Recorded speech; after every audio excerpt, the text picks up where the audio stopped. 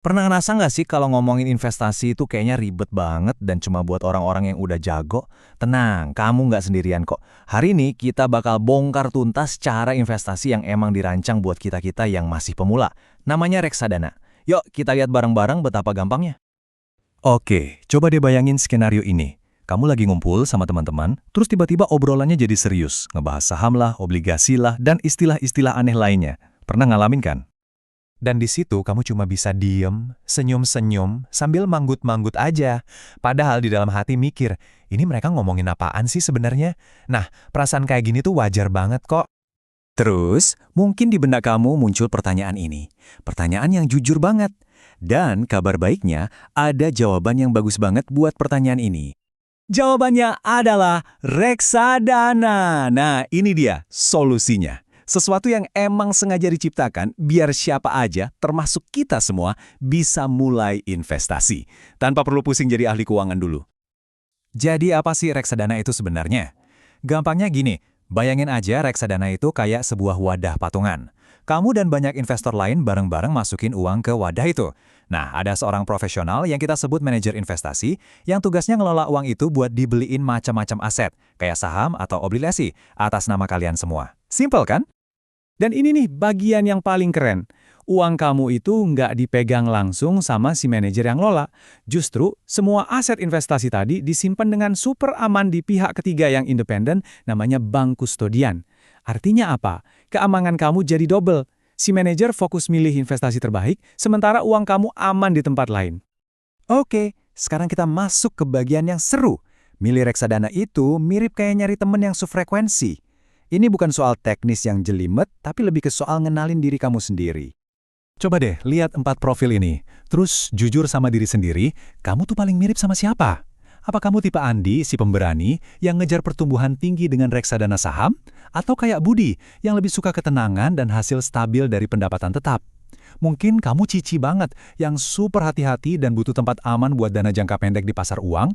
Atau jangan-jangan kamu kayak Denny, yang masih bingung dan pengen dapat keduanya, jadi milih jalan tengah dengan reksadana campuran. Oke, konsepnya udah dapat. Tapi emangnya ngaruhnya seberapa besar sih di dunia nyata?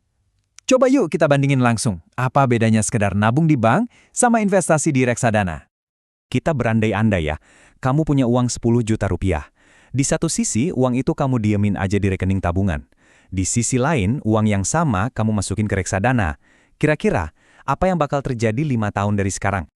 Nah, lihat deh perbedaannya. Jauh banget kan? Setelah 5 tahun, uang di tabungan itu ya gitu-gitu aja, hampir nggak nambah.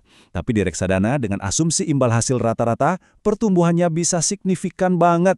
Inilah yang namanya bikin uang bekerja untuk kita, bukan sebaliknya. Oke, sekarang ayo kita jawab tuntas beberapa pertanyaan terakhir yang mungkin masih ngeganjel di kepala kamu. Pertanyaan-pertanyaan yang sering banget bikin orang jadi ragu buat mulai. Ini dia pertanyaan nomor 1, pertanyaan paling umum dan paling penting. Wajar banget kalau kita khawatir soal keamanan uang hasil kerja keras kita, kan? Jawabannya, sangat aman. Dan ini alasannya. Pertama, ingat kan, uang kamu itu disimpan di bank kustodian, terpisah total dari manajer investasi. Kedua, semua produk dan perusahaan reksadana itu terdaftar dan diawasi super ketat sama Otoritas Jasa Keuangan atau OJK. Artinya, ini industri yang legal dan dilindungi oleh negara.